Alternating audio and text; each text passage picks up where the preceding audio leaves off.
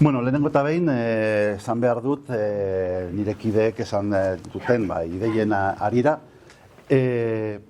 akordio honek islatzen duela oso ongi hiriak baduela gehiengo egonkor bat, eta gainera udal gobernua kohesionatua dagoela eta indartsu dagoela, eta erakusten du behin eta berriro hirugarren akordioa da, ze nolako gaitasuna dugun elkarrekin eta ezberdinen artean lan egiteko.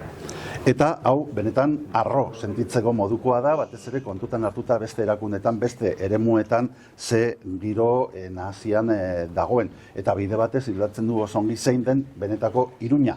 Ez dela eskuinetik batez ere kontatzen diguten edo erretratatzen duten Iruña hori.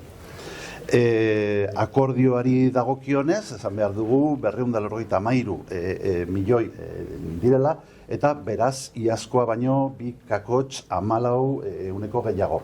Eta horrek islatzen du edo adierazten duena da berriro ere badugula inoiz Iruñan izandako aurrekonturik handienak.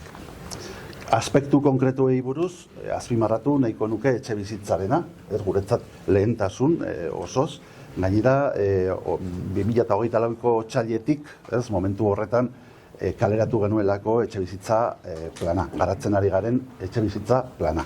Gainera baita ere politika sozialak, nun hain handia den egiten ari garen ahalegina, baina baita ere elkar bizitza, gertuko polizia edo adibidez jasangarritasuna edo mugikortasuna.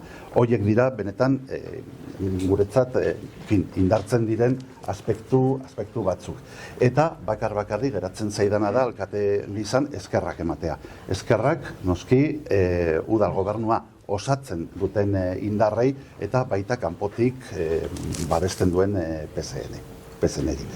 Eta, esan bezala, bada harro sentitzeko modukoa, batez ere gaur erabaki dugunaren onura handiena izango delako hiriarentzako.